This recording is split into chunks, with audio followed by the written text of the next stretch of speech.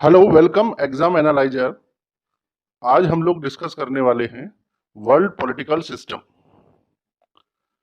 पूरी दुनिया की राजनीतिक सिद्धांत इसी पॉलिटिकल सिस्टम के आसपास कार्य करते हैं।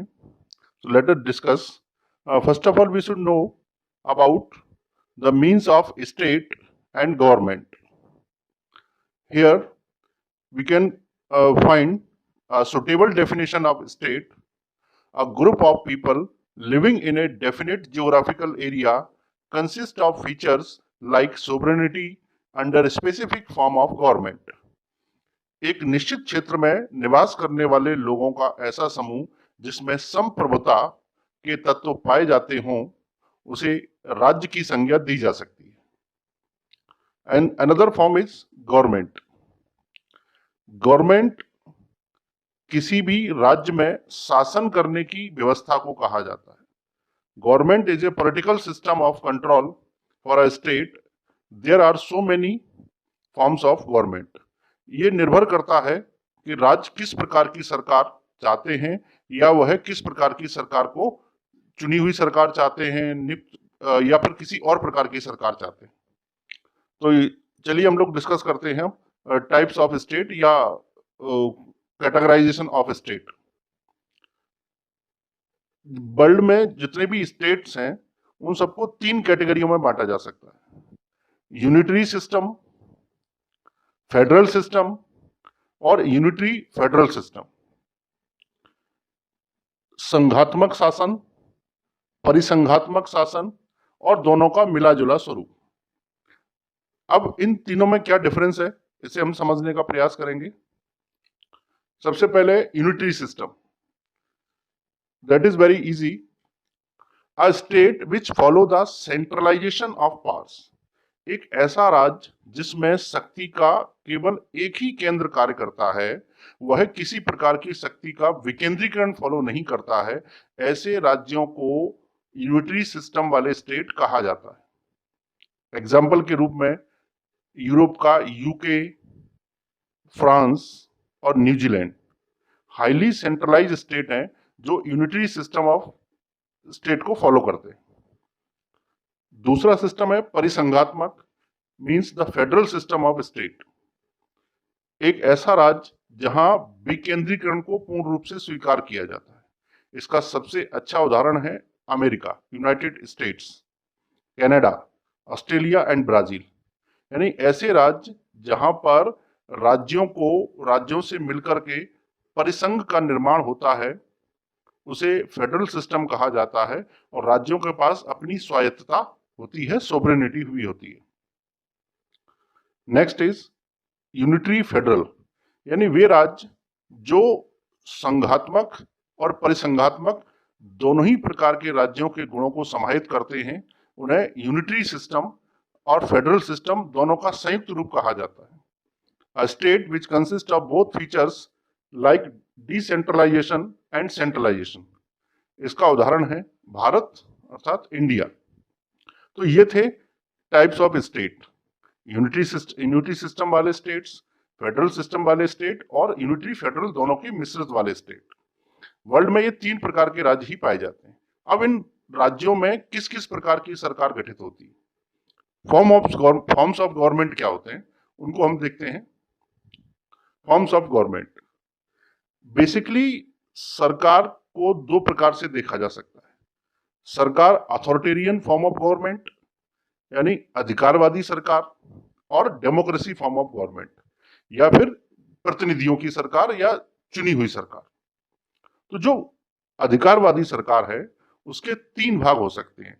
Authoritarian form of government can be divide into three types: monarchy यानी कि राजतंत्र, जहां राजा के माध्यम से अधिकारवादी शासन चलता है। इसके उदाहरण यूके रह चुके हैं। यूके है, स्वीडन है, नॉर्वे है, बेल्जियम है, जापान है, डेनमार्क है, नीदरलैंड है, स्पेन है, मोनाको है। दूसरा है डिक्टेटरशिप। डिक्टेटरशिप भी अथॉरिटेरियन फॉर्म ऑफ गवर्नमेंट का ही एग्जाम्पल है, जिसमें राजा का शासन ना होकर के किसी व्यक्ति की तानाशाही को डिक्टेटरशिप कहा जाता है। इसका उदाहरण चिली में देखा जा सकता है, क्यूबा में देखा जा सकता है, युगांडा में और कंबोडिया में देखा जा सकता है। एक होता है सर्वसत्तावादी, टोटलिज्म स्टेट। ऐसे राज्य जो किसी भी एक व्यक्ति की सुप्रीम डिक्टेटरशिप के अंडर में आते हैं।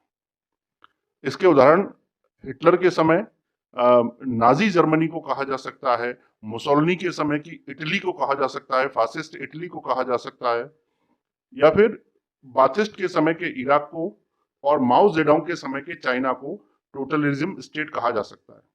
तो अधिकारवादी सरकार को 3 भागों में बांटा गया है, राजतंत्रात्मक, तानाशाही और सर्वसत्तावादी, मोनार्की, डिक्टेटरशिप और टोटलिज्म। ये 3 प्रकार की सरकारें बन सकती हैं अगर अधिकारवादी शासन है तो। दूसरा है डेमोक्रेसी फॉर्म ऑफ गवर्नमेंट। इसके 2 भाग हैं, एक रिप्रेजेंटेटिव डेमोक्रेसी और दूसरा है डायरेक्ट डेमोक्रेसी। रिप्रेजेंटेटिव डेमोक्रेसी में जनता के चुने हुए व्यक्ति शासन को संभालते हैं। जनता में से कुछ जिन प्रतिनिधियों को चुना जाता है वो प्रतिनिधि शासन को सरकार के रूप में काम करते हैं। और डायरेक्ट डेमोक्रेसी में समस्त जनता ही सरकार के रूप में कार्य करती है। तो डायरेक्ट डेमोक्रेसी तो संभव नहीं है बहुत बड़े बड़े देशों में, जो हाईली पॉपुलेटेड कंट्रीज हैं वहां डायरेक्ट डेमोक्रेसी नहीं हो सकती है। इसका एक एग्जांपल हमको मिलता है स्विट्जरलैंड। जो रिप्रेजेंटेटिव डेमोक्रेसी है उसके भी 3 फॉर्म देखे जा सकते हैं। या तो पार्लियामेंट्री डेमोक्रेसी हो सकती है कि एक चुनी हुई संसद बनाई जाए और संसद के पास सारी शक्तियां हो। प्रेसिडेंशियल डेमोक्रेसी हो सकती है, यानी किसी एक व्यक्ति में शक्तियां केंद्रित हो जाएं जो चुना हुआ हो। दूसरा इन दोनों का मिक्स फॉर्म है। तो पार्लियामेंट्री डेमोक्रेसी का एग्जांपल है यूके और प्रेसिडेंशियल का एग्जांपल है यूएसए, और दोनों का मिक्स एग्जांपल है इंडिया, श्रीलंका एंड बांग्लादेश।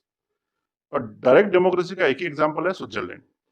तो समझिए दुनिया में जितने भी देशों में सरकार हैं वो या तो सरकार के फॉर्म या तो अथॉरिटेरियन हो सकते हैं या डेमोक्रेटिक हो सकते हैं।